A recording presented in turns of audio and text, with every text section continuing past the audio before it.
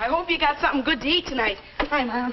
The coach really gave us a workout. And, oh, boy, ham. I'm so hungry I could eat a neutral and see what he gave us to do.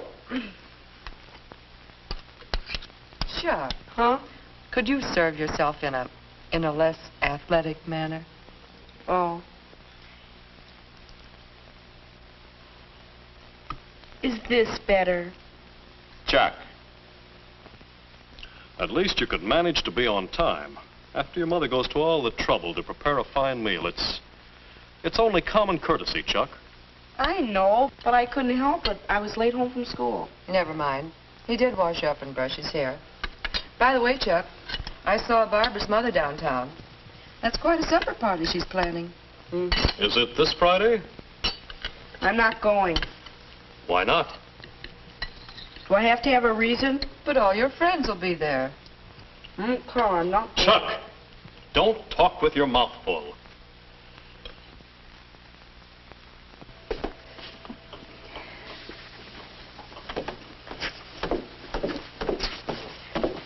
Good night, Chuck. Good night. Have a good time. Thank you, Chuck. Night, Good night.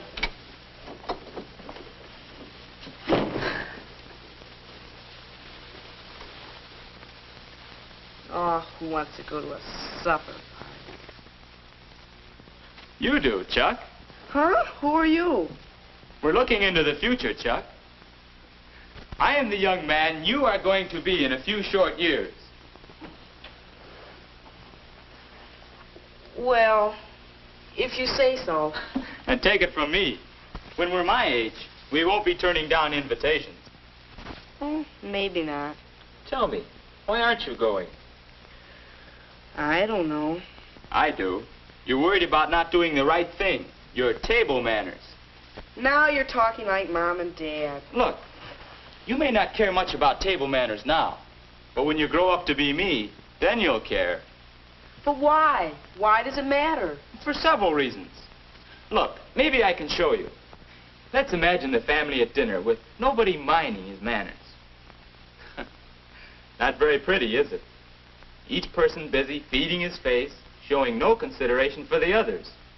People become irritated, angry. No one can enjoy a meal like this. No. Mealtime is a time for pleasure and relaxation.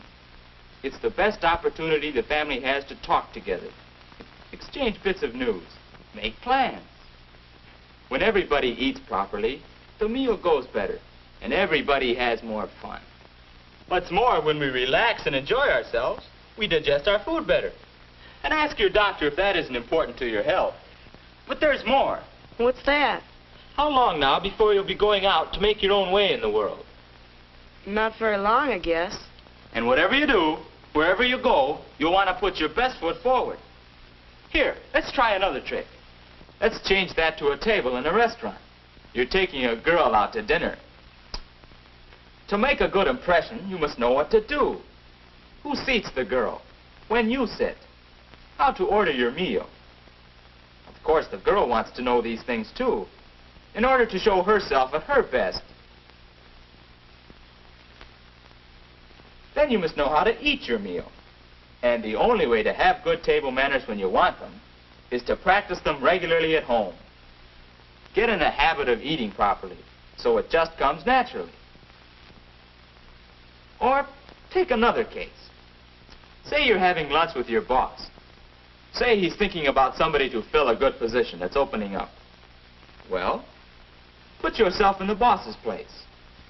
Would you give the job to a fellow like this?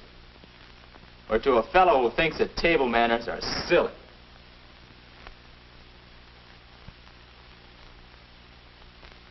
You see what I mean about putting your best foot forward? Table manners are important because people judge many things about you just by the way you eat. All right, maybe so, but it's also complicated. Is it? Look, there's nobody here. Let's try it out. What do you mean? Come on. Besides, that supper party sounds good. If we know what to do, I think we'll want to go. Well... Look sharp now. There. There is a place setting properly arranged. It looks all right, but what am I supposed to do? That's the question. Well, What would you do if you sat down to dinner and found 3 forks, like this? I'd probably end up with one left over and wonder what I did wrong. Not if you remember one simple rule. Always use silverware from the outside in. So, starting from the outside, use this for your salad, this for your main course, and this... Why, that one must be for the dessert. You see? It's easy. But there's something funny here. Doesn't the butter knife belong here? Well, the book says either place. And speaking of the book, it wouldn't hurt you to use one sometime and check up on any points that you're not sure of. Sure, we have some books in school, but I'll have to be careful who sees me reading it. Don't worry, you can manage that. And now to use these things. Let's have some food. Say, it's too bad you've just eaten. Yeah. Excuse me. Things will be easier if you'll remember that in eating, there are 3 kinds of food. Finger foods, fork foods, and spoon foods. Now, clean dry foods, bread is one of them, are finger foods. But when you have something that's messy or sticky, you better use a fork. Yeah, like a cream puff? That's the idea. Now, fork foods include meats, potatoes, vegetables, salads, and many others. There's a right way to hold a fork, and this is it. Don't put onto your fork any more than 1 mouthful of food.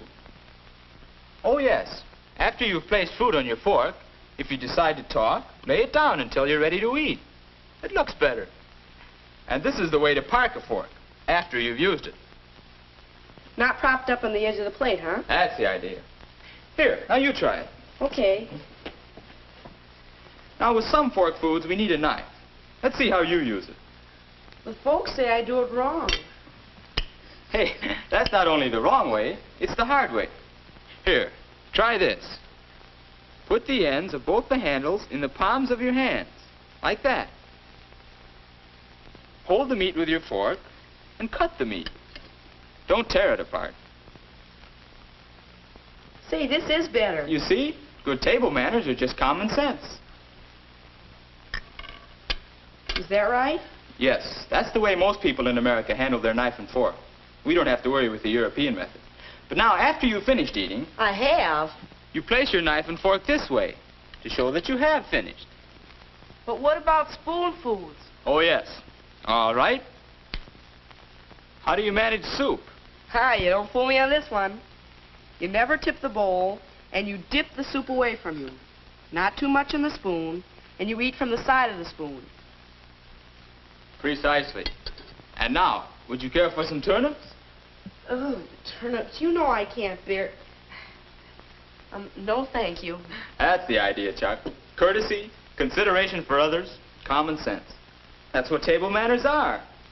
You mean that's all there is to table manners, just what we've talked about? Oh, no. But you already know a great deal. And you can learn still more by watching Mother and Dad and other people who have good manners. But the main thing is... The main thing is to practice at home so that table manners will come naturally and I won't have to think about them when I'm out. You can't miss. Oh, let's do the dishes. Mother should see that. Well, Chuck, are we going to that party? Sure we are. We are. That's right, Chuck. We are going to the party. You can't see me any longer, but remember, I'm the fellow you're going to be. So I'm interested in seeing that you always make a good impression. This really isn't hard, is it? You know what to do. That's right. Ladies first into the dining room. And now what? Right again. Find your place and remain standing.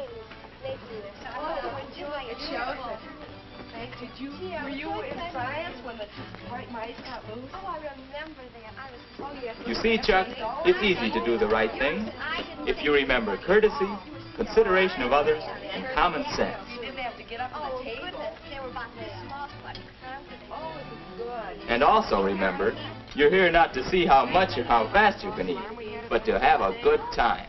Yeah. Well, our boy is doing all right. Don't you think so?